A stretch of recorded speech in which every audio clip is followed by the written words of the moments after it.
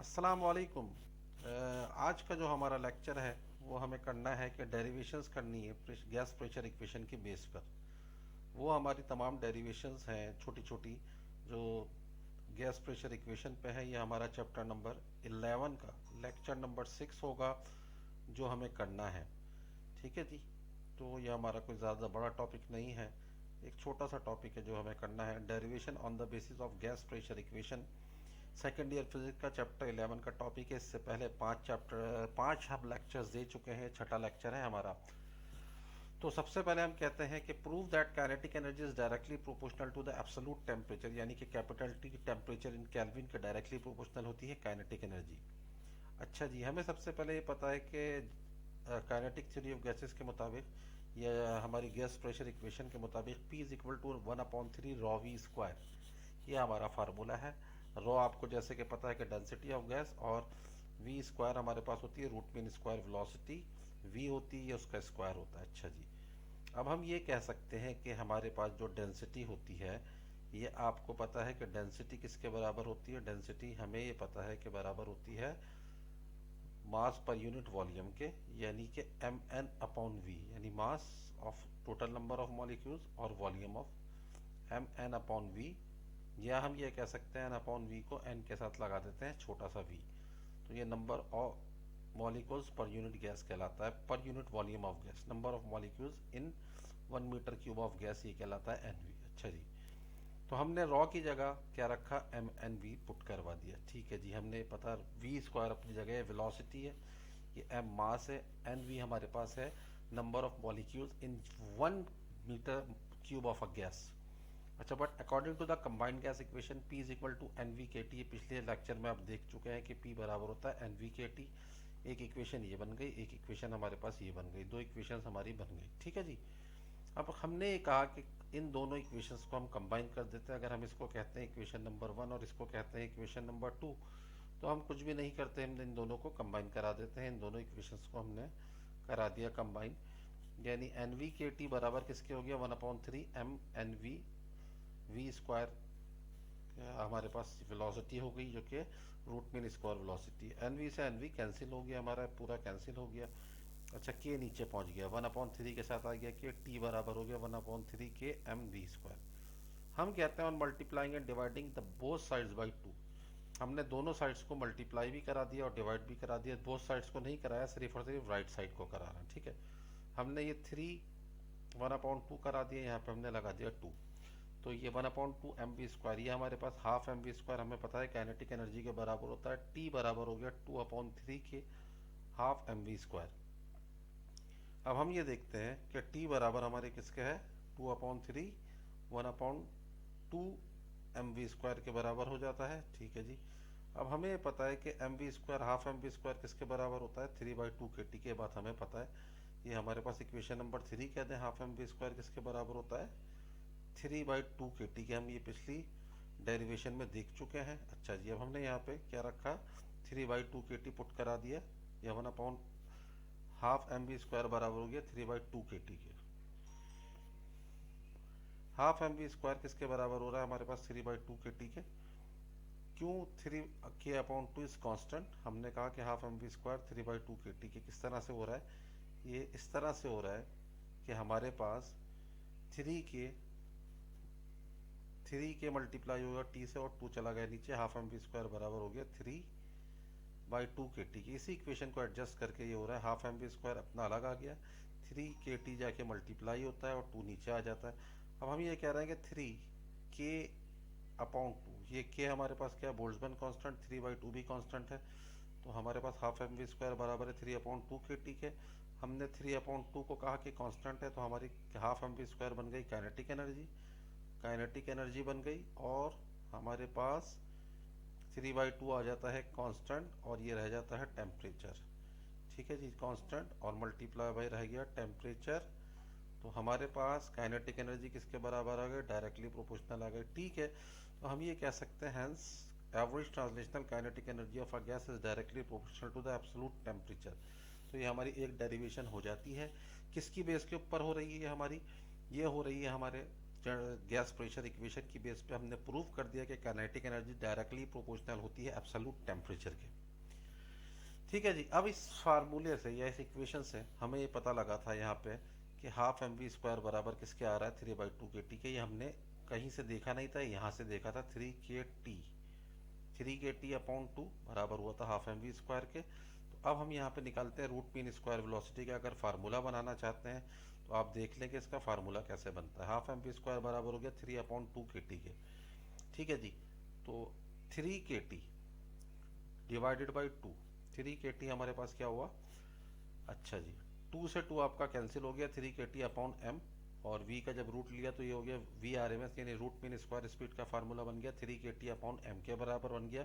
अगर आपको किसी न्यूमेरिकल में रूट मीन स्क्वायर वेलोसिटी निकालने को आती है तो VRMS बराबर है 3 kT/m के। ये किस तरह से होता है ये आपने देख लिया कि 2 से आपने 2 को कैंसिल करा दिया, ये सिर्फ बच गया mv², m को डिवाइड किया, v² बराबर हुआ 3 kT/m के। और फिर आपने इसका जब रूट लिया तो सिर्फ VRMS का फार्मूला निकल आता है। अगर हमें root mean square velocity in term of molecular mass यानी कि कैपिटल M के फॉर्म में अगर फार्मूला बनाना है तो हमें ये पता है कि K बराबर होता है R/NA के। K is the Boltzmann constant. अच्छा, इस फार्मूले में K की जगह आपने R/NA रखा, ठीक है जी। Na नीचे चला गया, ये m से मल्टीप्लाई हुआ, mna 3RT/mna, mass multiply by Avogadro number, ये होता है मॉलिक्यूलर मास के। तो हमारे पास mass multiply by Avogadro number हो गया मॉलिक्यूलर मास के।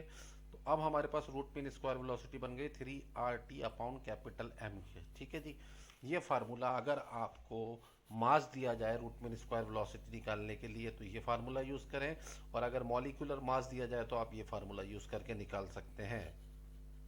अच्छा, अब हम ये कह रहे हैं verify Boyle's and Charles law. Boyle's and Charles law हमें वेरीफाई करने हैं, ठीक है। ये उस तरह से वेरीफाई नहीं करने के आपने डायरेक्ट लॉज लिख दिए, on the basis of gas pressure equation. Gas pressure equation को यूज़ करते हुए आपने इसको वेरीफाई करना होगा, ठीक है। अब हम स्टार्ट लेते हैं कहाँ से, P is equal to 1/3 rho V square से हमने स्टार्ट किया। P is equal to 1/3 rho V square, ये हमारी गैस प्रेशर इक्वेशन थी, हमने ले ली। अब हमने लेने के बाद क्या किया, रॉ हमने क्या कहा था कि m मल्टीप्लाई बाय NV के बराबर होता है, ये अपनी जगह ऐसे ही रहा। ये हमारी डेंसिटी की जगह ये रिप्लेस हुआ, सिर्फ और सिर्फ डेंसिटी की जगह इसको हमने रिप्लेस कर दिया। NV होता है number of molecules per unit gas, यानी कि 1 मीटर क्यूब गैस के अंदर कितने मॉलिक्यूल्स होते हैं, इसको n डिवाइडेड बाई v भी कहते हैं। तो P is equal to 2/3 n/v half M V square, where n is the total number of molecules. हमें पता है कि n हमारे पास क्या है, टोटल नंबर ऑफ मॉलिक्यूल्स हैं, ठीक है। And v is the total volume of the gas. अच्छा, 2/3 n अपनी जगह ऐसे ही रहा, सही है जी। हाफ एम वी स्क्वायर ऐसे ही रहा, v मल्टीप्लाई चला गया यहाँ से, पी वी बराबर हो गया 2/3 n half M V square. अच्छा, अब आपको ये पता है कि half M V square for a given mass of a gas the total number of molecule is constant. ये एक कांस्टेंट वैल्यू है, 2/3 कांस्टेंट वैल्यू है, and constant temperature half M V square will be constant, ठीक है। Half M V square आपके पास constant होगा। क्यों constant होगा, या अगर आप इसको देखना चाहते हैं और आसान करना चाहते हैं तो हम इसको देख लेते हैं कि आसानी क्या है। आपको ये पता है कि हाफ एम वी स्क्वायर किसके बराबर होता है, 3/2 kT के। तो हमने कहा कि 2/3 अपनी जगह ऐसे ही रहा, 2/3 ऐसे ही रहा, n अपनी जगह ऐसे ही रहा। हाफ एम वी स्क्वायर की जगह आपने क्या कहा, इसको आपने कांस्टेंट नहीं कहा। हाफ एम वी स्क्वायर आपको पता है 3/2 kT के बराबर आपने लिया था पिछली डेरिवेशन में, आपने इसको 3/2 kT लिख लिया, ठीक है जी। 3/2 kT आपने इसको लिखा, और यहाँ से 3 से 3 काटा, 2 से 2 काटा, तो PV किसके बराबर आ गया आपके पास, PV किसके बराबर आ गया आपके पास, NKT के। P बराबर आ गया, PV is equal to NKT, सही है जी। ये हमारे पास इक्वेशन बन गई। N is the total number of molecules, K is the Boltzmann constant, T is the absolute temperature. अच्छा जी, N भी कांस्टेंट, T भी कांस्टेंट, और बॉयज लॉ के अंदर टेम्परेचर भी कांस्टेंट होता है। तो PV इज इक्वल टू किसके बराबर ले लिया हमारे पास, PV इज इक्वल टू हमने बराबर ले लिया कांस्टेंट के। ये हमारे पास लिखा हुआ आ गया, PV is equal to constant, constant temperature पे बात होती है। PV is equal to constant at constant temperature, ये आसान हो गया।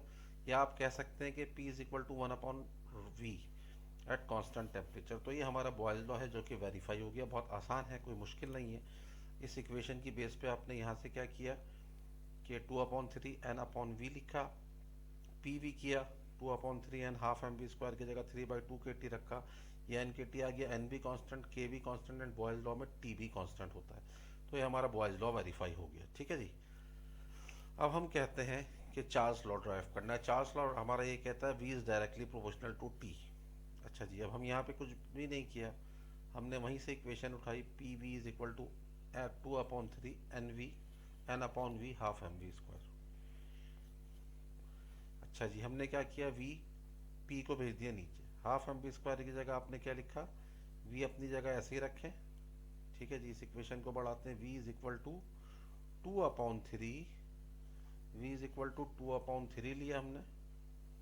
ठीक है जी, ये ले लिया 2/3 n/p, और हाफ एम वी स्क्वायर की जगह क्या लिखा, 3/2 के टी।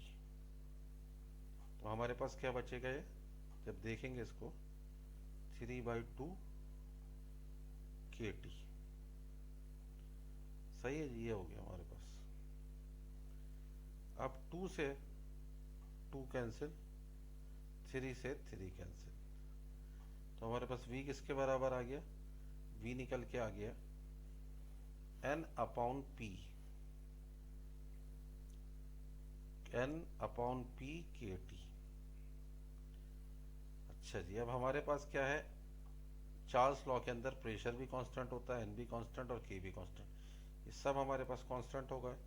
तो हमने कहा v is equal to constant of T, ये हो गया v is equal to constant of T, यानी कि